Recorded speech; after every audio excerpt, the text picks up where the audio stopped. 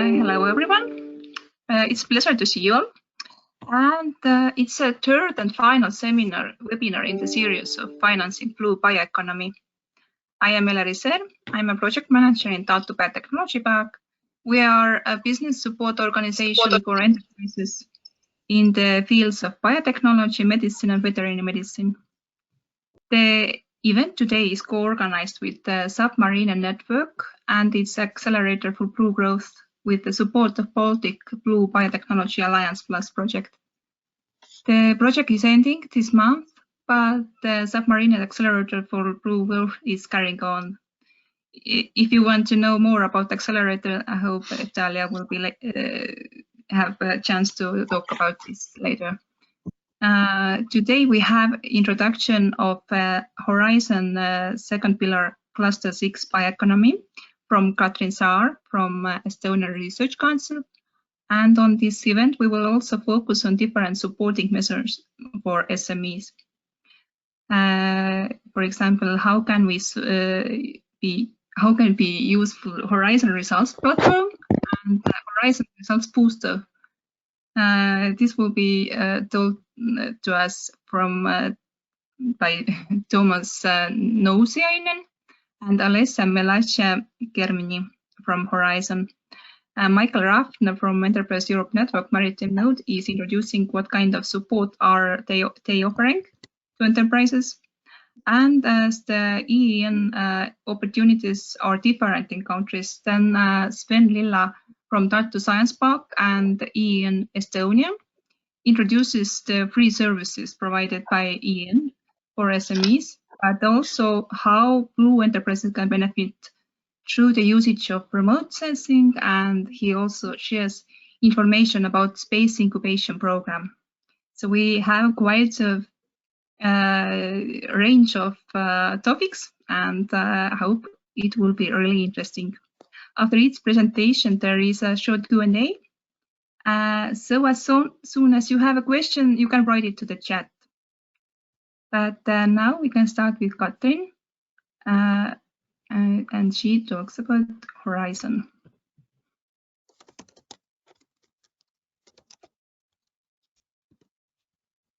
So good afternoon from my side, and thank you for having me here. So let's dive into the Horizon Europe. The new program has started, and the first seminars already about the introduction of this Horizon Europe have been done by the European Commission. But today we will look a bit closer to the Horizon Europe and especially focus on the Pillar 2. My name is Katrin Saar, and I work at the Estonian Research Council as an advisor and a national contact point for this program. So a bit about the Horizon Europe, just to make an introduction. This is a next program after the Horizon 2020, which has finished. Similar to the Horizon 2020, it has 3 different pillars and wide areas across different topics. And today we will focus on the Pillar 2, which is about global changes and European industrial competitiveness. So about the budget for this Horizon Pillar 2, it's approximately 54 billion euros. And there are 6 different clusters plus joint research center that divide this budget between themselves. And we will look more closely on the cluster 6, which is about food, bioeconomy, natural resources, agriculture, and environment. And the budget for this cluster is about 9.4 billion euros. So let's dive in.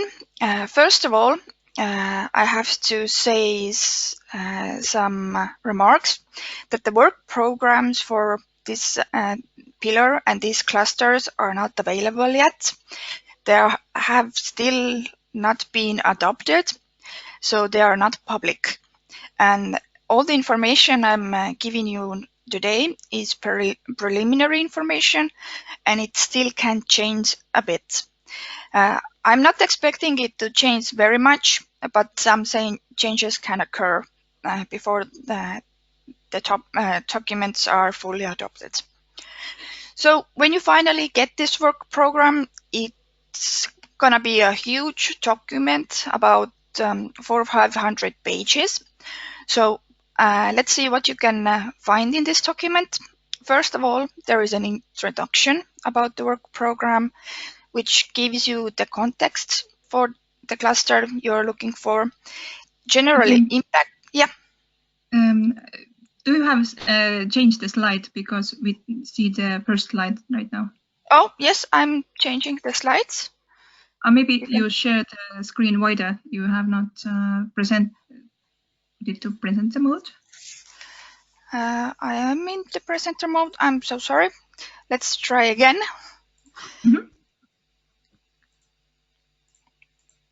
Of course, now it doesn't show anymore here. I'm so sorry. It's okay. Everyone has this.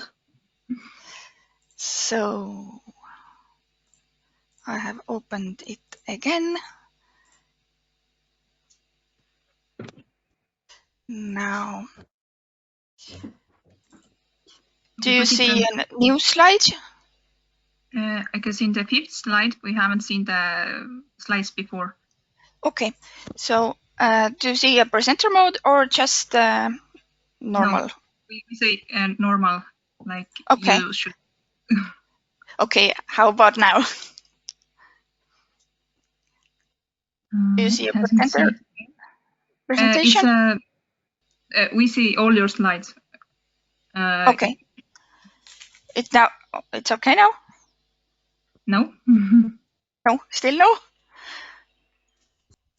What is the problem then? But it's okay. We can see it like this also. It's possible to read it. Is it okay now, maybe? No.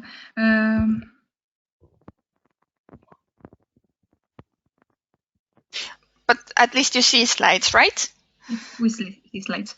I guess you can go on. Okay, I'm sorry. I don't know what's wrong with it, because I see it normally. So, but we will make do as we can. So, if you see the document, you will see introduction with different information about the cluster. Then you can see the different thematic blocks, which are called destinations in this new program. You will see a short introduction about this destination, the deadlines, budgets, and different topics under this. So if you look at the topics, you will first see a topic code, the title of the topic, outcome, which describes what the project should achieve. The scope tells you the outcomes that you should achieve and the bottlenecks that need to be addressed. And in the footer of the document, you can see references, for example, different strategies. So what is in my presentation today? I will show you only topics for the 2021 call, but there is in the end, there is a slide about the next call topics you can look at later on. I will give you only the keywords of the titles, not the full versions. And the topics I have picked out are different project types like research and innovation actions, or RIAs. And the second one are EAs, or innovation actions. And I have not focused on topics that are specific with specific target groups like partnerships or NCP networks. So the cluster 6 is needed for a transformative change for the EU economy and society, so we can reduce environmental degradation and reverse the decline of biodiversity, and we need to achieve the EU objectives on climate change. Quite a lot of the activities under this cluster will contribute to the Green Deal document that you probably have heard of. The cluster is divided in 7 destinations, but please don't look only up for the titles of the destinations, because the topics for blue economy are under every destination almost. And the deadlines for the first call, the calls should open about mid-May. We don't have an exact date yet because the calls are probably postponed a bit, but the end of the 2021 call should be in the beginning of September. The 2022 call actually opens at the end of the October this year, and the first stage closes in the middle of February next year. Just I mentioned, we see the second slide right now. Really? I'm so sorry, I don't know what's wrong. So I'm stopped sharing my screen again. Apparently today is not a good day for presentations from my side. Don't worry. I'm sorry to jump in. I guess it's because of Google Drive. Even I had problems in the morning. So if you have a file which is on your local computer or PC, then it would work, I guess. Apparently, yes. So, do you see now anything? Yes, it's perfect. Okay. Well, I will send you the slides afterwards and you can look through them in the beginning part. So let's jump into the topics finally. So as I said, topics are under different destination. For example, the first destination is about biodiversity. So this is about, here I have brought out 4 different titles. For example, first one is about understanding and valuing coastal and marine biodiversity and ecosystem services. So mostly it focuses on marine and coastal biodiversity and detection of invasive species, but also there is a part where you have to focus on estimation of the value and co-benefits of the ecosystem services, from healthy deep sea to coastal ecosystems. So this is the part where the blue economy can be brought in. The second topic is for assessing and predicting integrated impacts of cumulative direct and indirect stressors on coastal and marine biodiversity, ecosystems, and their services. Here you have to assess different stressors, again invasive species, but also harmful algae and jellyfish blooms. You have to research the population dynamics through different levels of marine food chain. So the next one is about demonstration of measures and management of coastal and marine ecosystem restorations and resilience in simplified socio-ecological systems. Here, this is an innovation action with quite a large budget, 10 million euros. And the last one here is about biodiversity, water, food, energy, transport, climate, and health nexus in the context of transformative change. Here, the proposal should focus on indirect drivers of biodiversity loss and production and consumption patterns in blue economy. Now, quite a large part of the blue economy topics can be found under the farm to fork destination.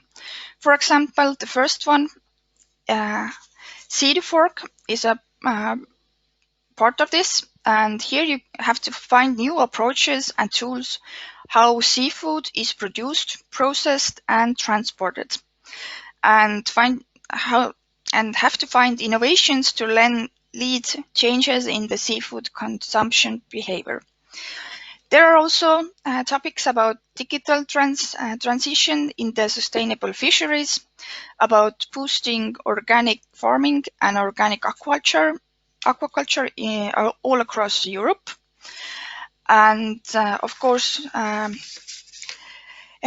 blue economy can be part of the food topics, for example, alternative proteins and dietary shifts is quite important. So there are also topics about bioeconomy, for example, unlocking the potential of algae for a thriving European blue bioeconomy, where you can demonstrate cost-effective cultivation and processing of algae, scale up production of the algae products, but you have to also assess quality for environmental benefits and risks. And here also a strong weight is on industrial leadership and SMEs. But there's also one topic under zero pollution destination for environmental sustainability criteria for biological feedstock production and trade in bio-based systems. Here the proposal should identify different biological feedstock that are intended for industrial bio-based systems, because there is a need for new methods in the assessing environmental impacts of marine space and the space use and biodiversity and ecosystem services. So this is a really short overview of the topics. I have brought out just some of the topics for blue economy. Let's hope the work programs are published soon, so you can have a closer look of the topics if anything interested you. But you can also subscribe to our newsletter or news list, and there is a advisor network with the Estonian Research Council, and you can find quite a lot of information on our website. And if you can join our Facebook group that is called Välisteaduskoostöö. We often post new information there, information about different events, not only events hosted by the Estonian Research Council, but other events also. So here is a contact list of our NCPs. You can find different topic and different NCPs here. And this is a list here of the topics for the call in 2022. So quite a lot about marine ecosystems, freshwater, bioeconomy, aquaculture, innovative food, microbiomes, and ecosystem services, for example. So if any of those interest you, just contact me, and I thank you and apologize for the technical issues. That happens sometime. And if you have any questions, I think we have a few moments, so you can ask some questions. Yes, if you like, you can also unmute yourself and ask the question. But it seemed it was clear enough. I have a small question. Yes. Katrin, these are the drafts, so we haven't seen the final documents. The assumption is that the text will not change radically, but can you comment on that? What is your internal information about this? Can we pass this text and what changes we foresee? Yes, we have the same information that it is not going to change very much anymore because the drafts are going under the final check, and we don't expect any more changes. But of course, they can also always happen.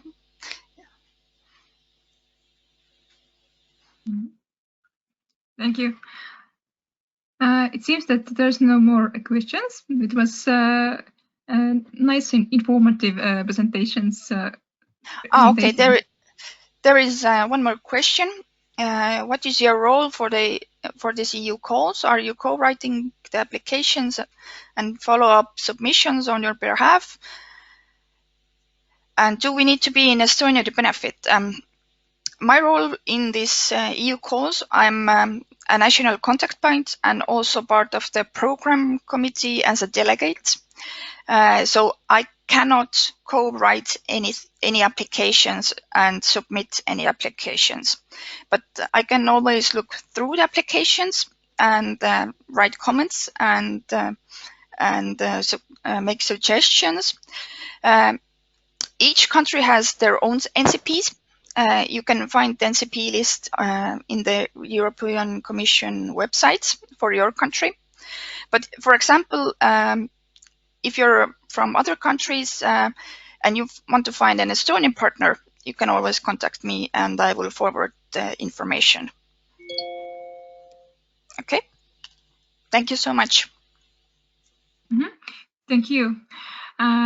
And we can go further with, now we heard the Horizon second pillar information, but now we will have Tuomas Nousiainen and Alessia Melasecche, Germany.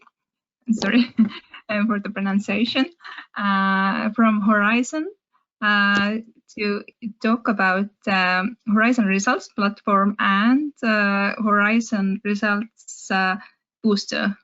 So you have this presentation together. I will make you the presenter now. Yes, you're already presenting. All right, great. Can you hear me also? Yes, we can see you. And hopefully now you can see me as well. Yeah, we can. So everything is working. So good afternoon, everybody. My name is Tuomas Nousiainen. I'm from the European Commission DG RTD from the Common Implementation Center. And many thanks for the opportunity to provide you with an overview of the Horizon Results Platform ahead of the rollout of the Horizon Europe, and all the commercialization opportunities and go-to-market support it offers in combination with the Horizon Booster services that indeed Alessia will present in more detail. Let me try and go a bit further. Yes, so now you should see the slide. So the Horizon Results Platform is the new Commission tool for R&I funding beneficiaries to valorize their key exploitable results. And to quote our Commissioner Maria Gabriel, the Horizon Results Platform is aimed to be the place where EU R&I project results can flourish into innovations that contribute to our society and economy and to a sustainable future.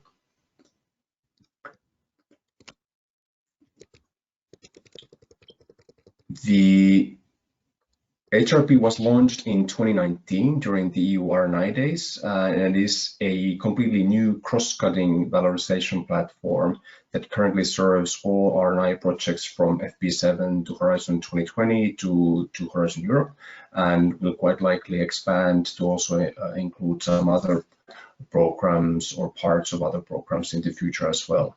And to date, it hosts over 1,500 result profiles, and the numbers are growing steadily. And the platform is embedded in the legal basis of Horizon Europe, and it is to offer beneficiaries a new, easy to use and free tool to not only fulfill the D&E obligations, but also to attract, for instance, new partners or investors, and this way to serve the R&I supply side. In addition, it offers investors, industrial operators, companies, and so on, also deal flow in terms of new commercialization opportunities, and also in terms of novel R&I based solutions. And this is the way it then offers or serves also the demand side needs as well.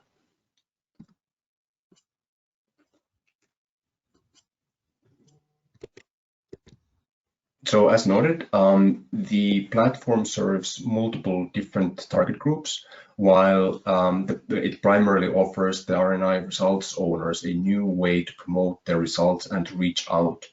But indeed, it also serves the investors and the industrial operators, as well as, for instance, policymakers and the civil society at large. And for the different types of project results owners, it also offers various go-to-market support services and tools, including the Horizon booster services that Alessia will be talking about. In terms of the benefits, the platform is completely free for all types of users, so it's completely free access. It provides advanced search filtering criteria that facilitates faster and better matchmaking. It is built to be easy to navigate with quick search functions and dashboard view that we will also be integrating, allowing quickly finding what you're looking for. The platform has been built with tailored profiles that allow showcasing the results in an optimal, easy to understand way. And also it facilitates a community building in the sense that you can reach out easily to potential partners or investors and so on directly. And indeed, in addition, it has these dedicated support services, for instance, in addition to the go-to-market support and guidance, also the booster services are included.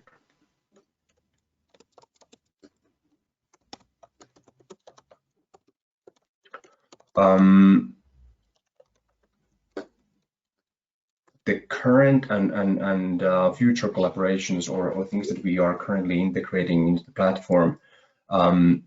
So the platform was launched in 2019, and it is continuously, we're developing the platform so that it would meet the needs of the different user groups in the best possible way. And there are many things in the pipeline that are being currently rolled out as we speak. So for instance, we are introducing new functionalities that will enhance the matchmaking and bridge building with the private investors, for instance, but also towards the European Innovation Council. We are also, as part of the support services, co-organizing sector and theme-specific pitching events. And for instance, just before Easter, we organized an event focusing on the blue economy. And so we are indeed organizing these also going forward. And we are in the process of launching what we call a Horizon Results Platform TV that provides interviews with investors as well as with IP and other types of business experts that are sharing their experiences for companies and for project results owners, how to best leverage and valorize the results. And the long-term vision for the platform is to become the so-called LinkedIn for RNI funding beneficiaries, to be able to make most out of the results that they have created.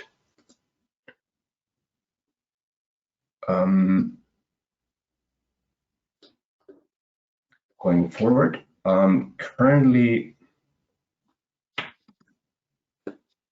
we have some 46 results of the platform that are specifically addressing the EU Maritime Affairs and Fisheries policy area. By these projects or these results are perhaps a little bit more project or policy oriented results.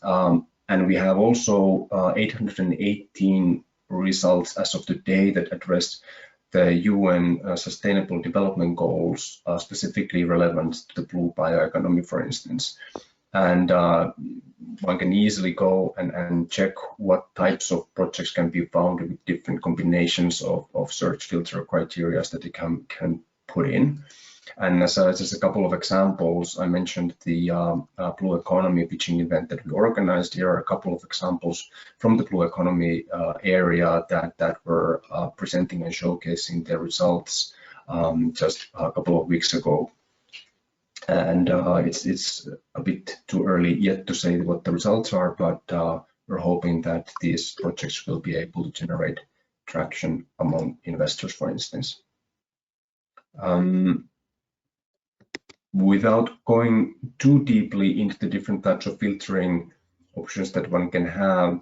But basically it caters for both the supply and the demand side needs. So for instance, as a project owner, you can determine what your specific needs are. Are you looking for investors? Are you looking for tech transfer expertise? Are you looking for business advisors? Or are you just looking for instance, partnering opportunities with other projects out there?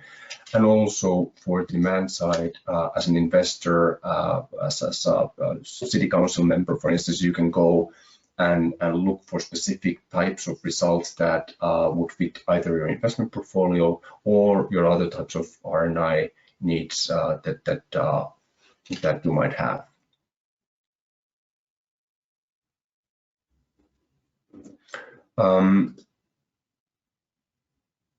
Yeah, that's basically the HRP in a nutshell, and I would give the floor to Alessia to introduce the booster services in more detail.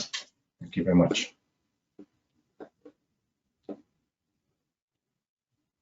There is one question for you in the chat. Do you want to take it? Sure. Can I see the questions somehow? The Horizon beneficiary to be entitled for support, or also Interreg beneficiaries can receive support? For the to be able to basically use the HRP currently, you would indeed have to be an R&I funding beneficiary. And I believe that the same goes for the booster services, that it is intended for the R&I framework program funding beneficiaries. Mm-hmm.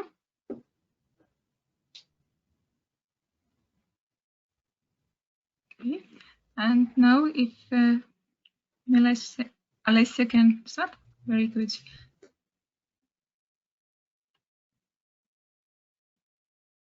And you're muted.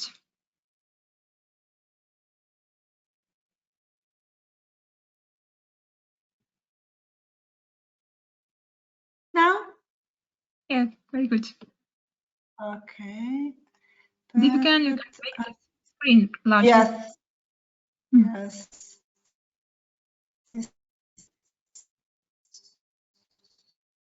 Present it. Sorry, just trying to close. Okay, the small one. Okay, present. You can see your presentation like Katrin's. Okay, no, it's just okay. In the test, everything worked. Now should be in the Okay, so I have it in the presentation mode. Can you see it in the presentation mode? Yes, that was perfect. Yes. Perfect. Okay. My name is Alessia, and I'm the manager on the contractor side of the Horizon Results Booster. The Horizon Results Booster is the European Commission initiative to maximize the impact of funded projects under FP7, H2020, and Horizon Europe.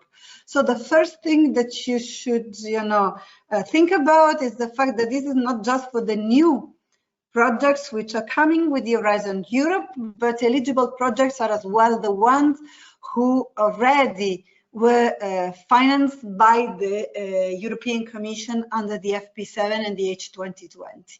The eligible beneficiaries, not just projects funded under FP7, H2020, and of course Horizon Europe, could even be closed projects. Because products. Services are offered free of charge because those are fully supported by the committee. Services can be requested a la carte from a list when submitting the application form. The program is running till mid-2024. All the services are delivered remotely and virtually based, and each service is delivered by a service team composed by senior, junior, and a project manager. There is a functional mailbox and a website landing page. Now coming to the services that we are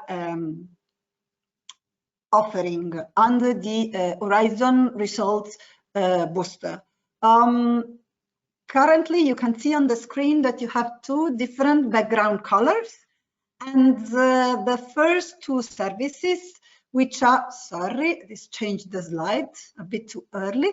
The services in orange are the services which are related to dissemination, while the services in green are services related to exploitation and go-to-market. Service 1, Module A, is the entry point for dissemination services and helps to identify a project group with commonalities to disseminate jointly, and then to prepare a portfolio of results for joint dissemination, while the Module B is to support a project group in preparation of joint dissemination plan, and different type of training can be selected. Then we have the exploitation services. Module C is the entry point of the exploitation services, which aims at improving or defining the exploitation strategy. Then there is the business plan development or action plan for exploitation, and then the go-to-market services, which are more vertical on specific needs, which could be connected to pitching, IPR support, innovation management, exploitation options, business services, could be co-designing of commercialization plan, evaluation of business plan, potential creation of a startup, and access to non-EU funding. One important point to be highlighted is that all the services are dedicated to individual projects.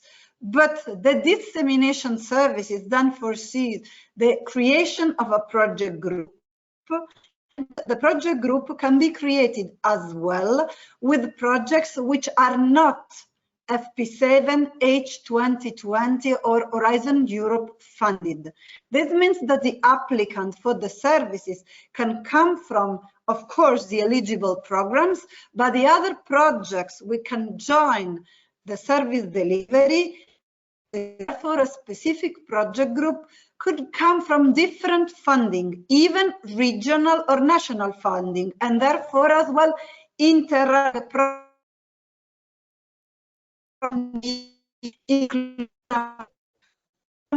can be included in a project group.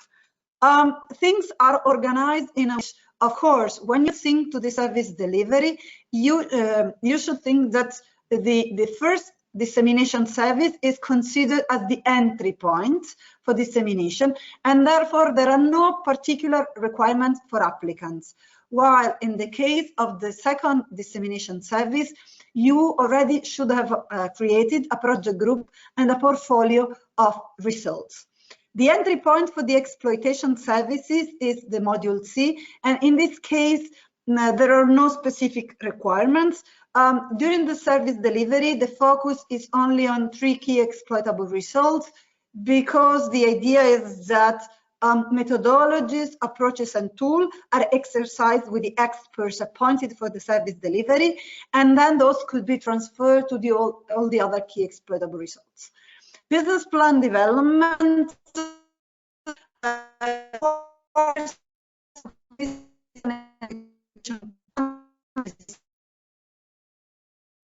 plan of exploitation plan or draft business available, while for the go-to-market services, but there is a number cap in terms of equivalent working days per project, and therefore then it could be suggested to pick one of the suggested packages that you can find at the application stage. Why requesting the Horizon Results Booster services? Because, as you know, generation of impact depends much on dissemination and exploitation activities and how those activities are set during the project's life. It could be that, I mean, of course, the achievement of impact on impact on the wider society, on the market, can be affected by, you know, picking the wrong strategies or not following the right timing to take this. So we know that when we have to move from the, you know, from the lab to the external community or the market, things could be pretty different. Experiences from the delivery tells us that very often it happens that there is a wrong identification of the key exploitable results, which are very often mixed with the deliverables which are required during the project's life. There is very often confusion in between identifying customer needs and mixing them with end beneficiaries' needs. The use model is often not identified. So the HB services, it's a dedicated support that can help project beneficiaries to, be somehow guided and supported during the service delivery. We tried as well to estimate which is the effort in terms of the dedication that projects should devote to each service delivery. And you can see that for the first two services, module A and B, which are the dissemination related ones, it's more or less, it's a number of days, which is, pretty relevant in terms of the expertise. But please always consider that experts cannot substitute a beneficiary in their daily work, but experts should be perceived like facilitators, trainers, and coaches. While the benefits, it's of course reduced. As you can see, module A and B could go from 1 equivalent working day to 4 equivalent working days. And for what concerns more module C, BPD and go-to-market could be arranged in between 3 working days to 10 equivalent working days. The time effort that project beneficiaries dedicate, to collaborate with experts during the service delivery, so reported in the timesheet and then, in the grant for the commission. The application process is very straightforward because you need just to connect to the website and submit an application, an online application with a few elements which are required. First, the applicant needs to register, and then, of course, it will be needed to add the grant ID number, the project coordinator name, the PO. Draft applications can be saved, continued whenever you want, and then submitted. And there are some alerts somehow during the application which will guide you through the different services. And don't be worried, because if for any reason you pick a service for which your project is not exactly ready, during the first call with the expert, you can agree as well to benefit from a different service of a previous one to be then prepared. When you submit your application, then the application is evaluated by the team, and then it is passed to us to appoint the service team. And then there is, of course, a first introductory call, and the experts agree with the beneficiaries about the service delivery plan and or the actions, timings to have for the project needs, and as well the activities are customized and in line with what each project foresees. This is, you will see in the next slide how it looks like the space on the platform that will be used then for the service delivery. There is a unique place in which experts and beneficiaries can work together, exchange documents, post, evaluate the service, introduce others, and so on and so forth. And finally, to conclude, give you, overall view of what is happening currently. I mean, the Horizon Results Booster started in June 2020. As I said, it's a 4 years type of initiative. We have currently working on the delivery 138 experts. We have involved already 561 projects, ongoing 380 assignments, a lot of beneficiaries, almost 1,000 registered in the platform, and we involve close to 3,200 unique organizations. So we just started, but we are already on a good path, and we hope that we will manage in future to support more and more projects. Thank you for your attention. Okay, I see if there is any question for me. Thank you very much. Okay, Eftali, sorry, perhaps I missed this. How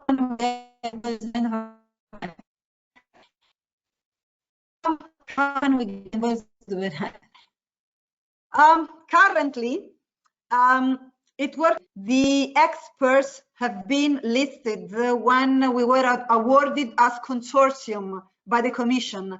We provided a list of 230 experts, and currently those are the experts which are entitled to deliver the services, because this was on contractual base in the tender. But what can be done, but this is not for now in the, I would say, short term. What can be done is when we sign as contractor with the Commission the specific contracts, we can add new experts, but currently the ongoing specific contracts cover 2021 and 2022. Therefore, we cannot add new experts till the end of 2022, unfortunately. But in the slides that will be circulated, there is the email as well. So, Eftali, please send me as well your contact, and I mean, I can, you know, take a note and consider that when I will be allowed to add new experts, be in contact for you to have the CVs and include the experts as well. Okay, I mean, we are covering the type of services we are delivering are not vertical on specific topics. I mean, we cover 360 degrees the topics which are funded by the Commission. Okay, so of course, experts are welcome in all.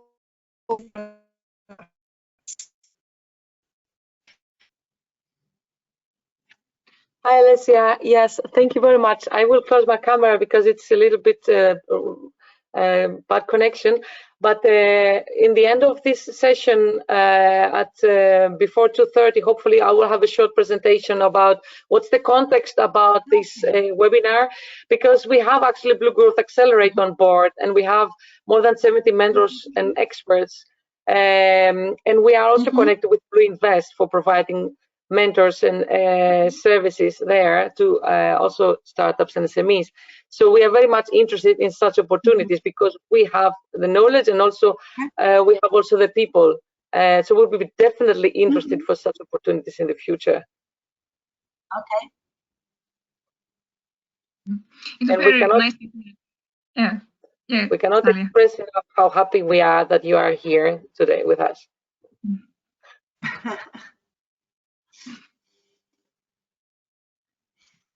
Yeah, it was really nice to hear that the projects are not just vanishing, but there is a possibility to see the information and to have the results from there. But thank you. Now we should have Michael Rafn, but he told that he's a little bit late. It seems that he's not here yet, but Sven Lilla from Tartu Science Park is also a member of EEN Estonia. So if Michael is still not here, I guess you can, I hope you can start. Yeah, all right. I don't have this as deeply explained the EEN part, since I hope Michael would be covered the topics already. So I'll be really brief on the EEN, but yeah, I'll just start the presentation. Yes, of course. I hope Michael will be able to make the presentation after you.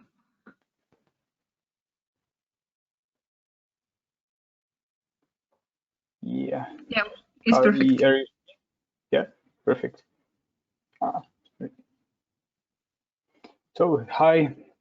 As already introduced, I'm Sven Lilla from Tartu Science Park, and I'm as well the local partner for Enterprise Europe.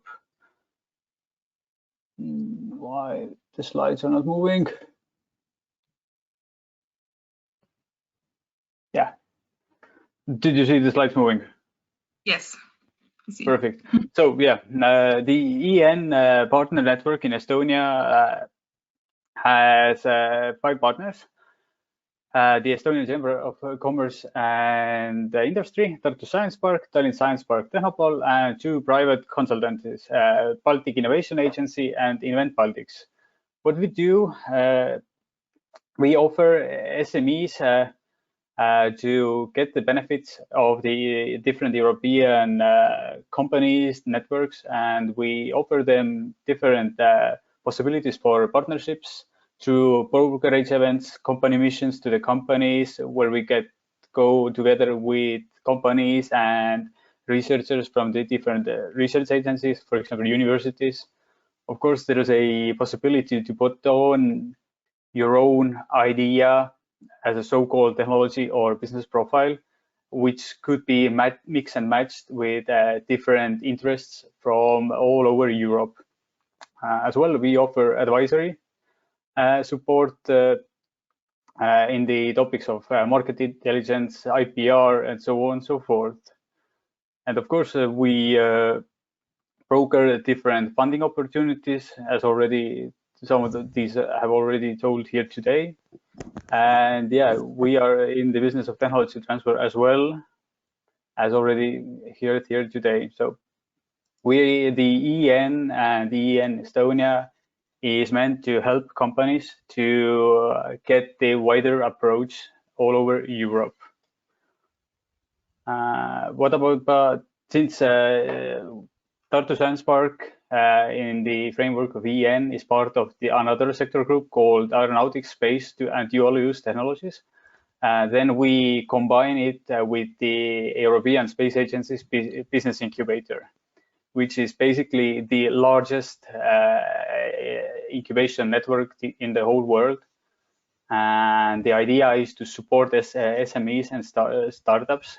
The incubation side is for companies not older than 5 years, but the whole coverage by ESA Space Solutions is meant for companies in every area who are already working in the space area, or they are having some kind of ideas of how to improve their product by using space tech. So, and yet, just they mentioned that space tech isn't always launching rockets. So the numbers right now, there is 21 centers in 60 locations.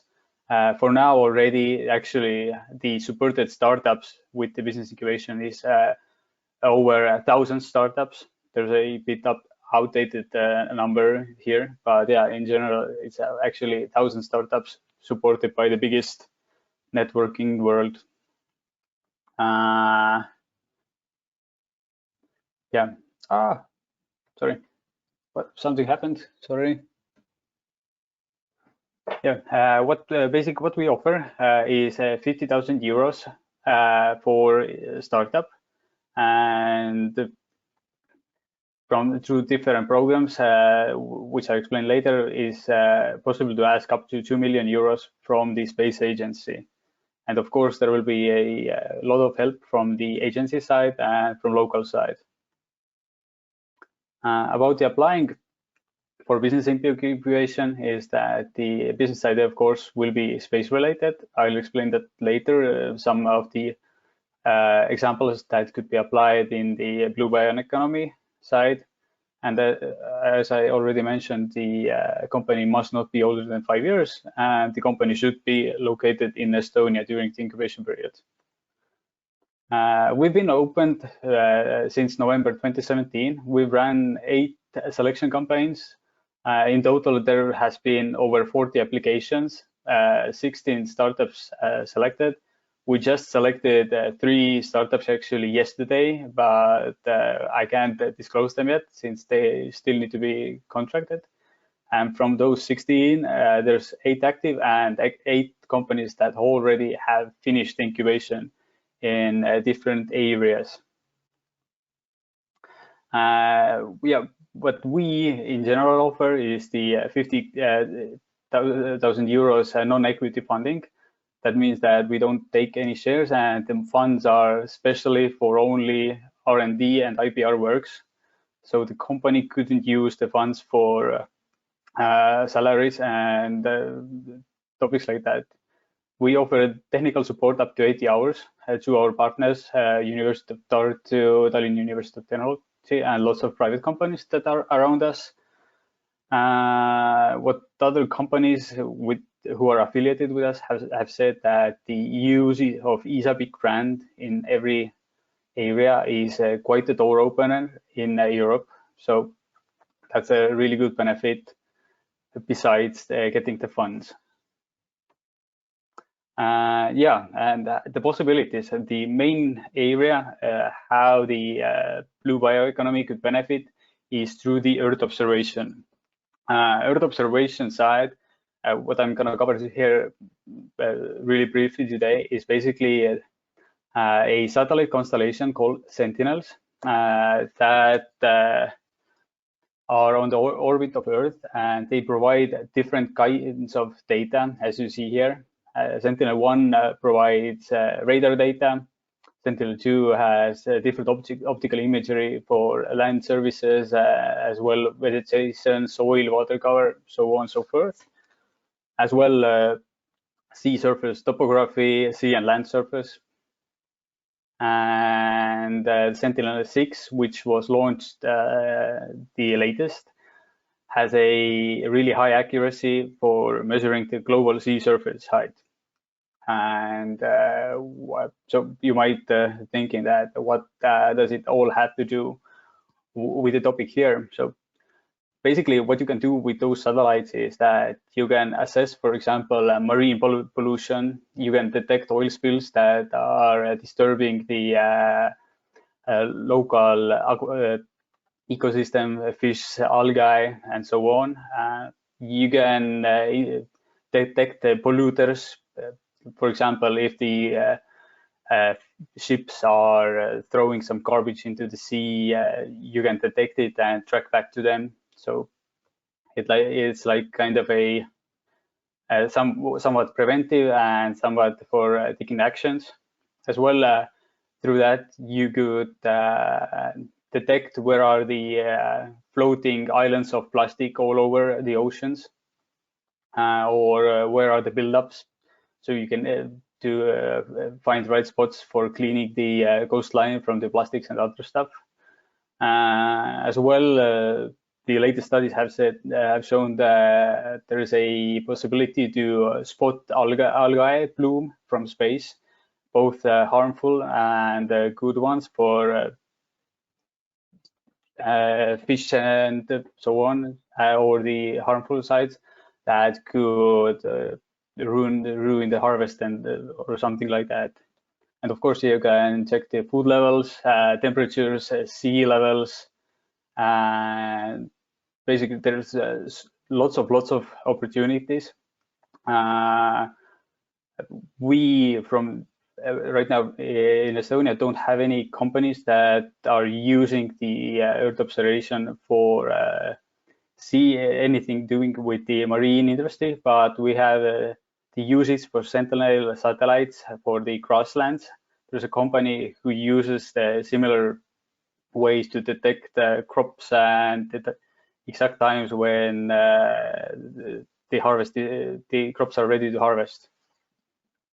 So besides Earth observation, there are lots of other possibilities. There is ways for ground applications that have space origin, clean energy, to use microgravity for different biological or pharmaceutical tests. Of course, the possibility for precision navigation, to use marine drones. For example, one Estonian company is using marine drones to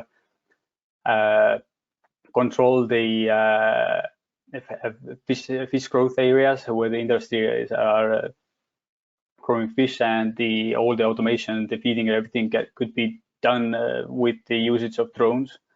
And of course, the ship's trajectory planning, which needs actually really good precision, that could be done. The more or less the ways that how you could cooperate with ESA is through the ESA patent portfolio. As the slides will be circulated after, there's a link here which shows what kind of patents are ready to use in the biotechnology area.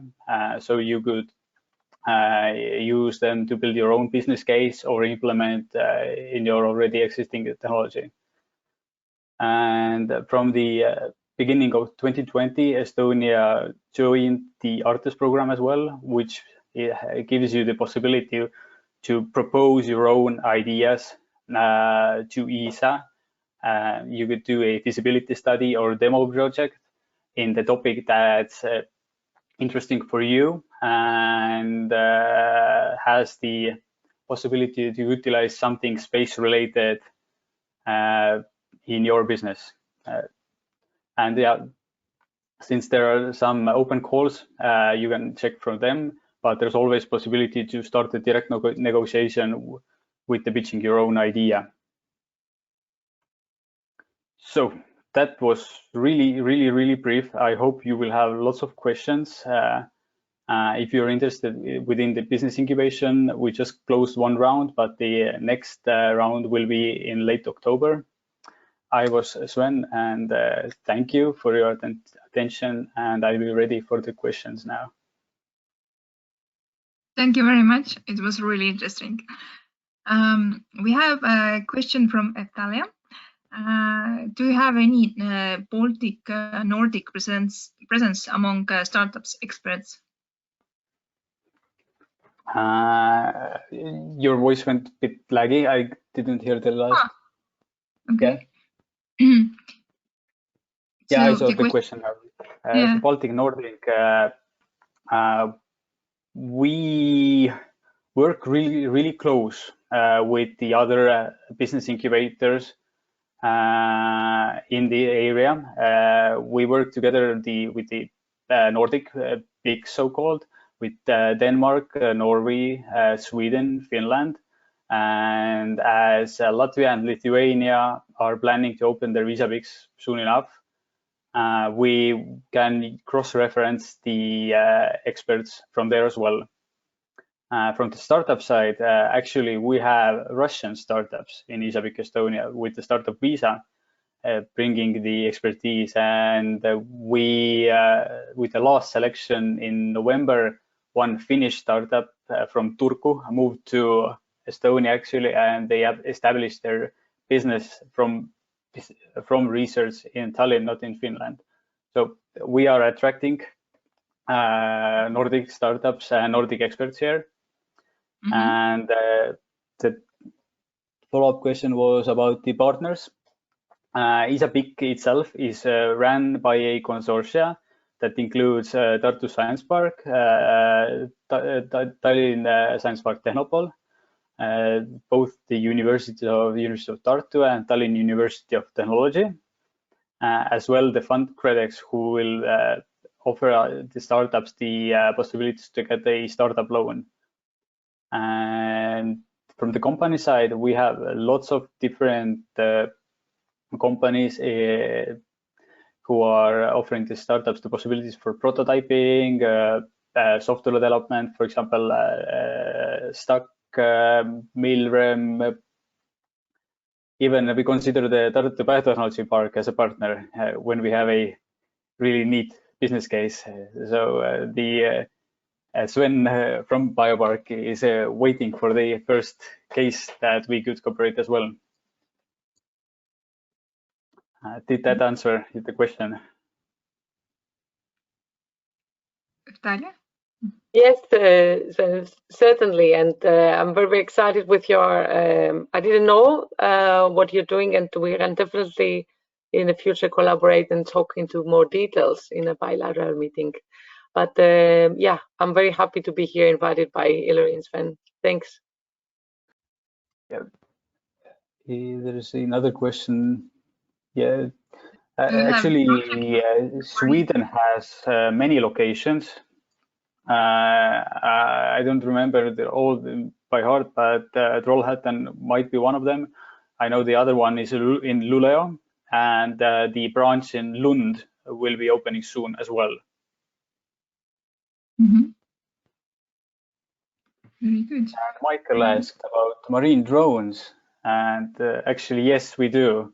There is a company named Unsinkable Robotics who are developing marine drones, and they are doing really well. They have a pilot project in Norway, and if you're interested, Michael, we can have a huge separate talk on that topic, since they are in desperate need for extra contacts as well.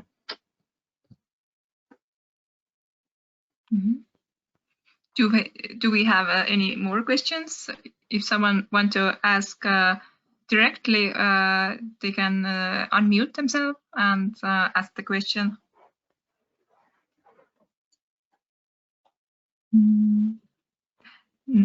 Guess not. Right. But, thank you, then. Thank you very much. And now we have Michael Rafn here from EEN Maritime Node. So we're happy that you made it. Hi. Let me see if my camera is on. No? Not yet? Or it doesn't work out with my camera. Why is that? And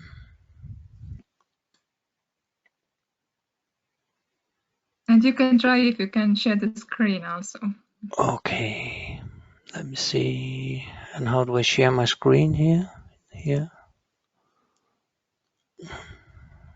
It's below the third button. Yeah.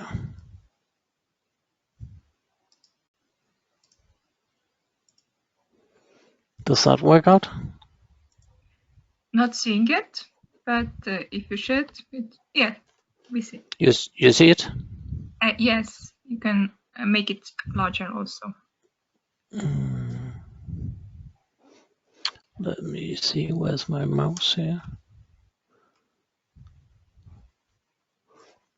Now we see all your slides on the side.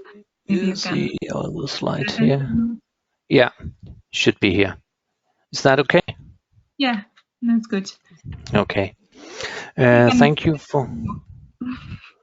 Pardon? We still cannot see you. You cannot see me now. Probably because I have full probably because I have full screen here. But you see the full screen, or do you see my slides next to? We can see your slides, but not you. Okay, that works out fine. I thank you for being invited here as a speaker of and representative of the Maritime Industries and Services sector group under the Enterprise Europe Network. I'm the chair in this sector group, and there has been in this position for approximately 1 year now. I've been working with the Enterprise Europe Network program in 2.5 years by now. Previous to that, I had a 4 years career as associate professor at the University of Applied Science in the city of Aalborg, which is in the northern part of Denmark.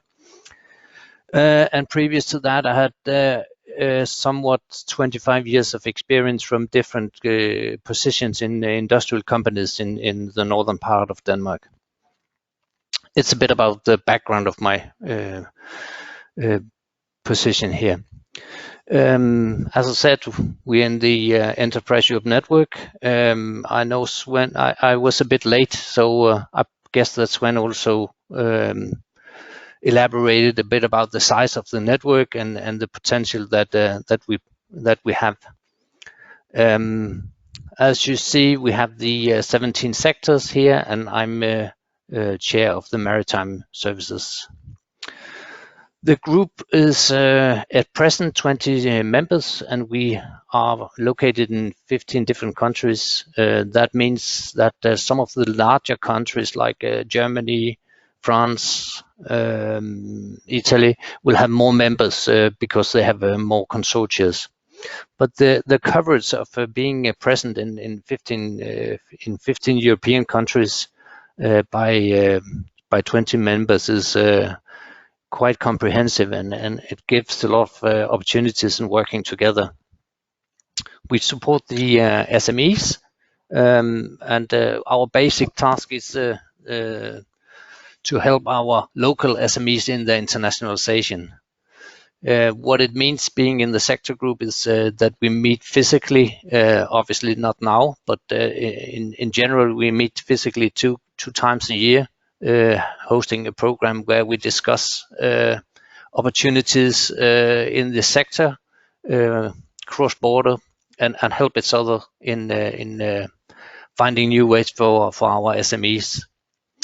The location right now, we just had an exit from Iceland, so regrettably we don't have a representative in the sector group there, but we do have very good relations in Iceland, and a sector group member who has been there for several years, so we have a good foundation up there. But as you see, we're still lacking a bit in the Baltic nations, and this for sure we're aiming to get a member from one of the Baltic countries. It might be nice to have one from Estonia. We have also recently received a new member in Belgium, which is not put on the map yet, but this has just happened here. We do also have connection. We had a previous member in South Korea, but due to the distance and very hard expenses of working so far on distance, and also it's very costful and time consuming to travel to meet 2 times a year. So we're building up a potential remote membership with South Korea and also Singapore right now, and we do also have connections up in Canada. If we look at the maritime industries, it's quite different how we approach the maritime industries, but some of the key areas that are jointly seen as maritime areas is obviously the ports and the yards. Obviously from our point of view, probably also from the Estonian point of view, the fishery and the fishery industry. We do have a lot of equipment suppliers that supply the shipbuilding and the industry, also down to the fishery gear producers. We have transport and logistics, which is very close connected to the ports. We have ferry activities and ferry services. And being the location that we are in Denmark and in Scandinavia, we also have a very close connection to the Arctic area and the development that is going on in the Arctic region, where we see the ice is melting, and it will open the new possibilities for logistic routes over the North Pole. And we also see a lot of activities in Greenland, which is under the Danish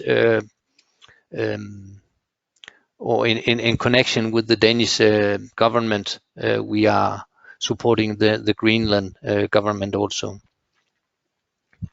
We have the scrapyards. Obviously, it's seen that a lot of things are coming in from the sea that is waste or used materials. It might be from scrap of ships, but it might also be like we have in the northern part of Denmark. We have a scrapyard that is taking in the oil rigs from the North Sea that has been in service like 25-30 years, and making demolition, making circular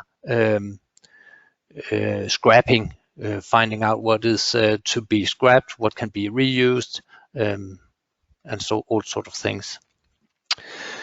Also, we have the aquaculture related to algae, but also to the fish farming, widely seen in the seaside along the Norwegian coast, like in Iceland, in the Faroe Island, but also on land side we see it more and more, aquaculture. And last but not least, we also have the link to the educational sector, where we are doing projects with companies or municipalities in collaboration, where there is a need for education of the new maritime workers. I guess Sven has been doing a bit of this, that we're doing the partnering, participating in consortia. We are helping the SMEs to find partners for EU projects. We are also hosting and supervising business missions and matchmaking. And if there's a production need or subcontraction need abroad, then we're also looking into this. We also do market surveys. It's more like guiding. It's not on the consultancy basis. It's like a guiding basis. We have a market information where we assist SMEs in their need for potential services and market information for going into new markets, for instance, or evaluating which market to attend. We also support with the rules and regulation on the EU, obviously also the IPR, intellectual property rights, and free trade agreements.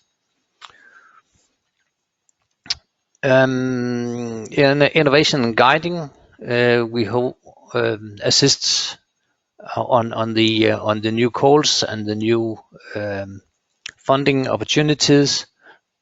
And we have colleagues who have specialized in what are the new calls that are coming out. For instance, like right now we are waiting for the wording from Horizon Europe, but also on the maritime Interreg, it could be on the Blue Growth also. We have programs that we assist on. Also, we assist on finding the right technology for improving the client's innovation ambitions, where we see SMEs being limited a bit by their lack of knowledge or lack of competences. There we can assist in by the network in finding new opportunities, finding new partners to bring the innovation live. Assisting for relevant funding. Yeah, that was what I said. We do start with the evaluation of the company. What are the capacities? Are they actually ready for this market? Is it the right market that they're going for if they're going abroad? Or do we find opportunities in our knowledge and in our network that could point in different directions? We look into uniqueness. What are the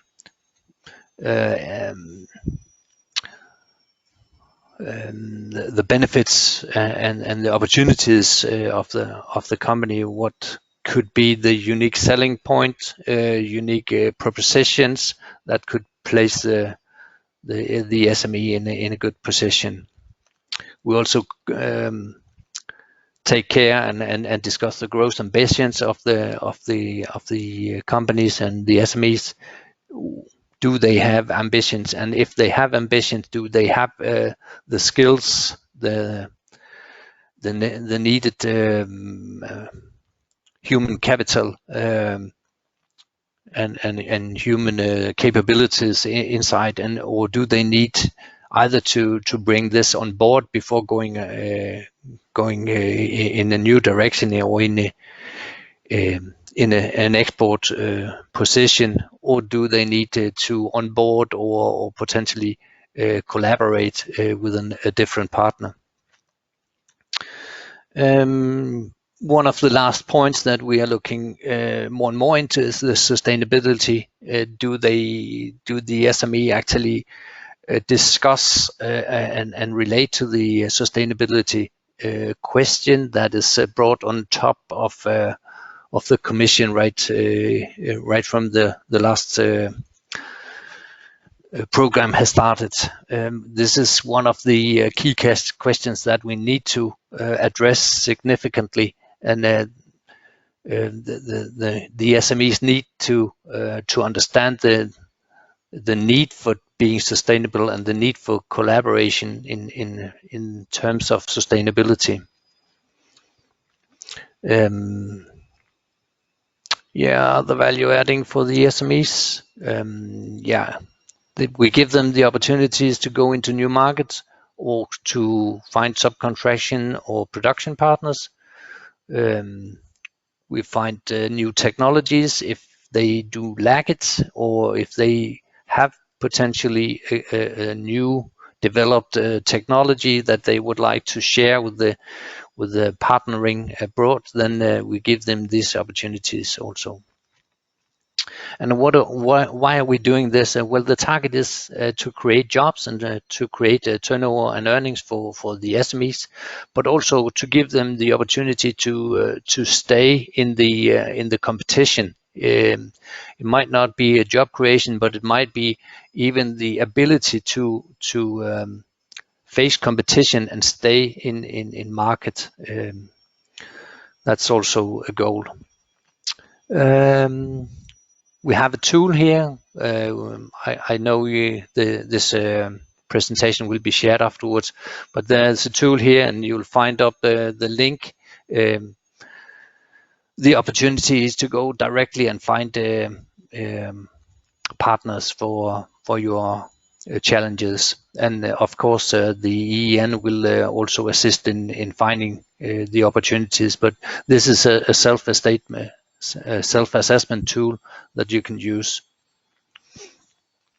I like to put a mark on here. One of the events that we are facing, it's very soon. It's on 28th April. It's Horizon Europe, the new Horizon Europe call or program that is coming out should be here in mid-April, but we're not sure. We haven't got the dates yet. But based on that, we are hosting a marine brokerage event organized in collaboration between Enterprise Ireland, Invest in Northern Ireland, Scottish Enterprise, Innovation Norway, and Rennes Iceland, and obviously EEN in Denmark. We have guest speakers from national contract points from the different markets, and they will elaborate about new areas and new opportunities within the Horizon Europe program. How can we face this, and what will be the opportunities? The event will be framed or started up by one of the speakers from EASME or from the Commission, from GGE RCD. And finally, after the end of this half-day program, there will be a brokerage, which will mean matchmaking between the members or the participants, where you are able to book one-on-one meetings and find partners for projects. The participation, as mentioned here, is obviously for free, like most of the events that we host, and the matchmaking will be done virtually on the B2Match platform that is been done several times from Enterprise Europe Network.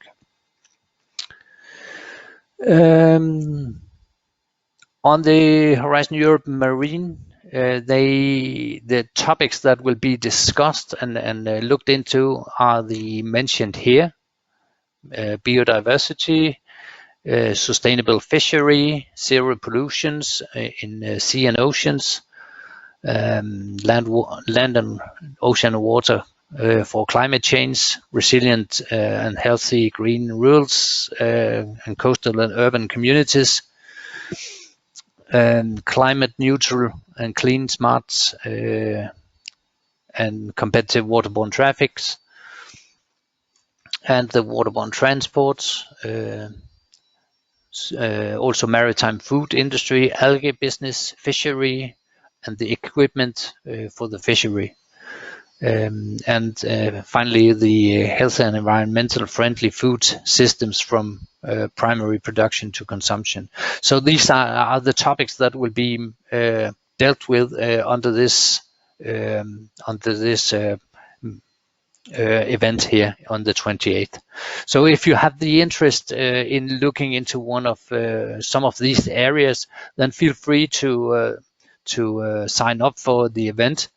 And potentially also look for project partners if you have ambitions for going into a Horizon Europe program.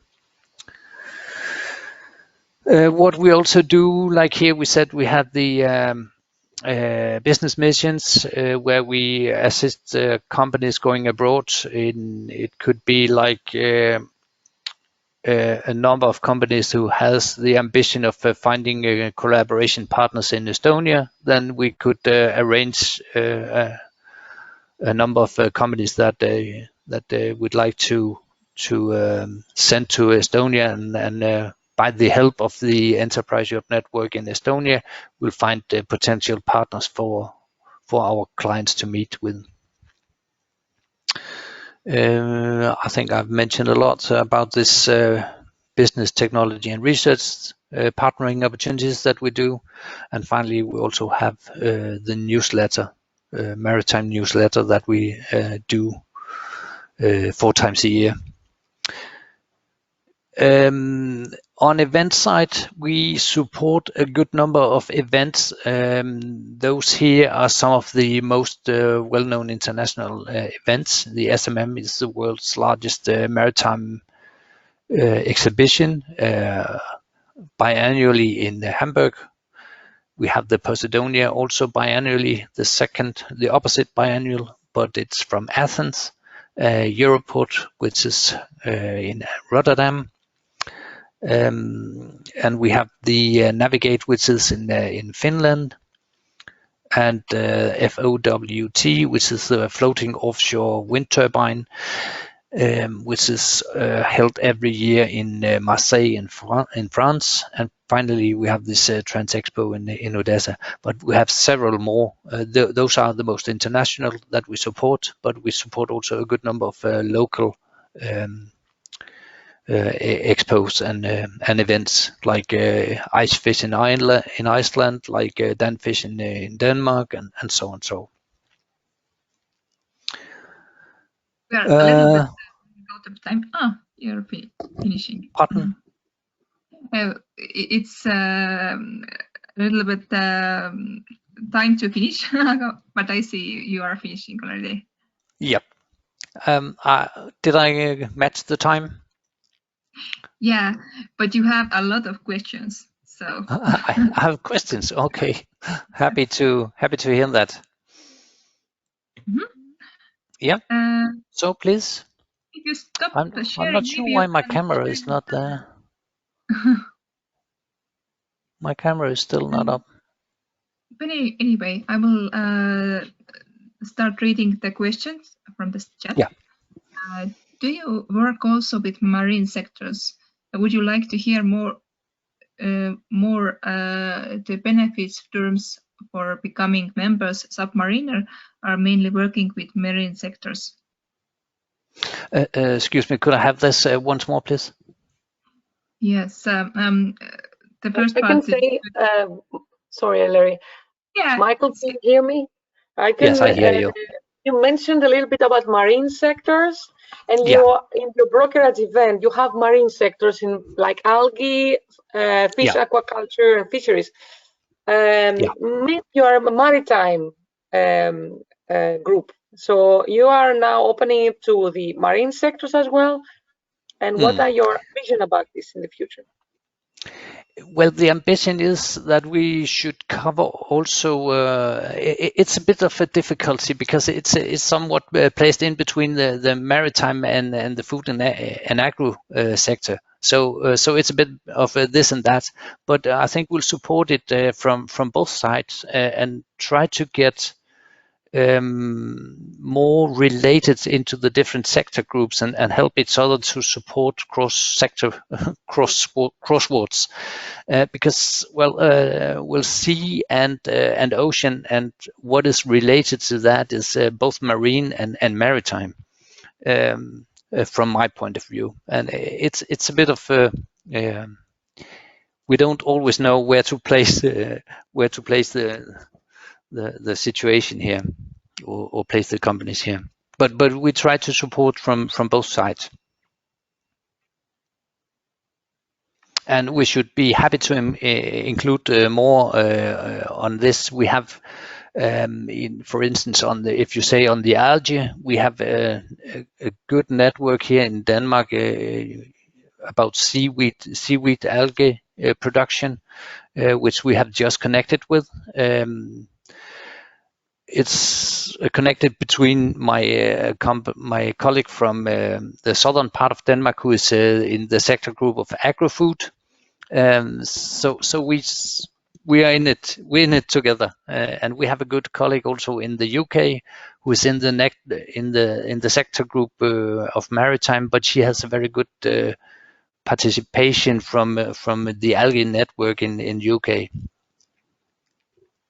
But we also support on the but we also support on the maritime or the maritime energy sector. So we're also a bit related to the energy sector because we have the wind farms offshore, we have the wave energy and so on. So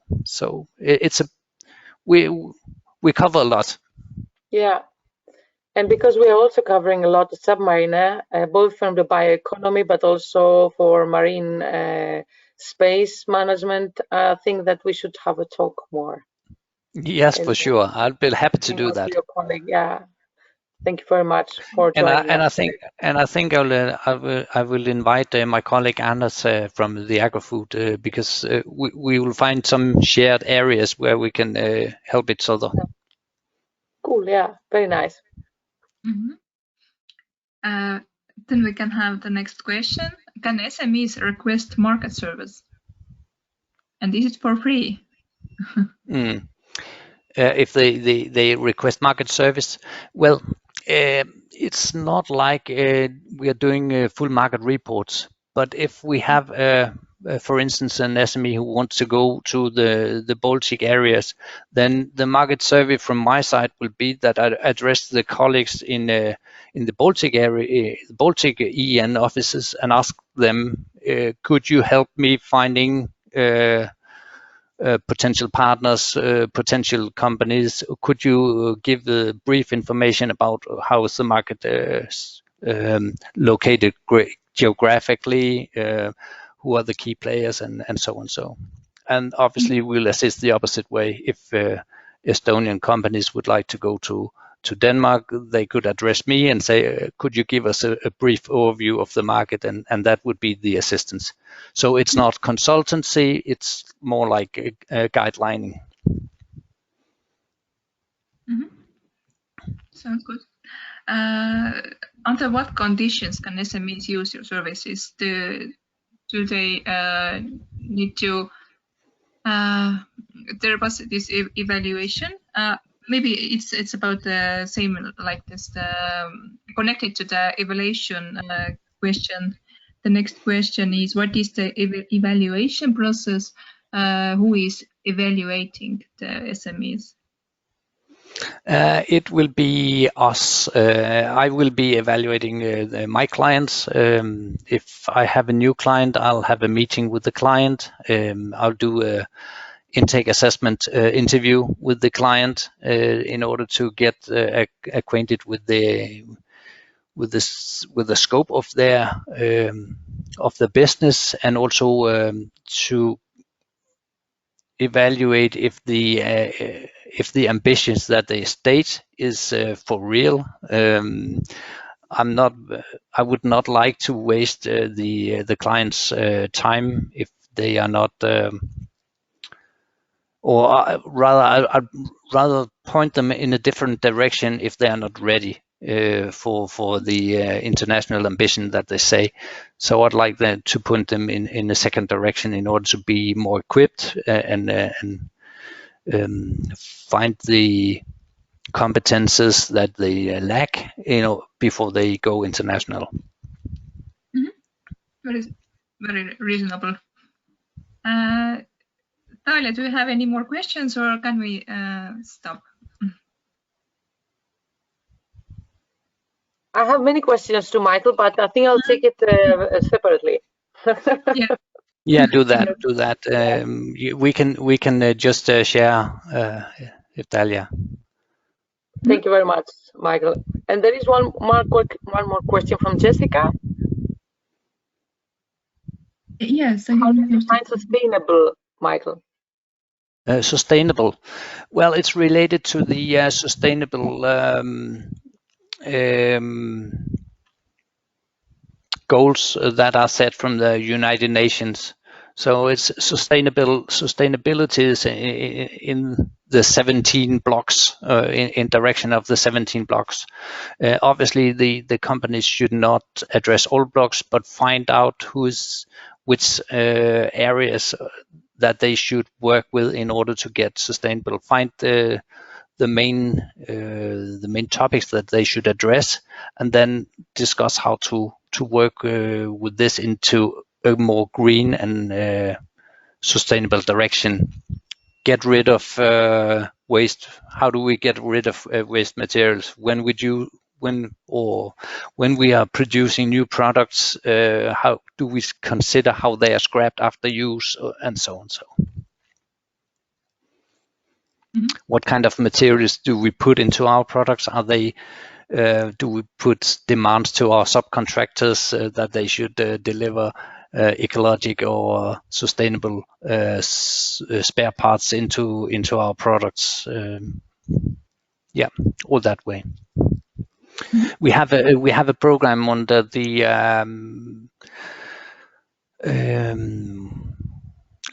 where we are able to assist the companies in that direction. Probably some of the EEN in Estonia also have been on the Improve Academy guidelines that we can assist the companies with these. Sounds very good. So I guess we can stop the presentation today. Thank you very much for everyone who stayed this long. We have a little bit longer event than planned, but we will send this also the recording, link to recording and presentations to your emails. So thank you very much from me and Talia. Yes. Thank you for hosting. Thank you. Thank you very much. Thank you very much. Thank you. Yes, bye. Bye. Bye-bye. Bye.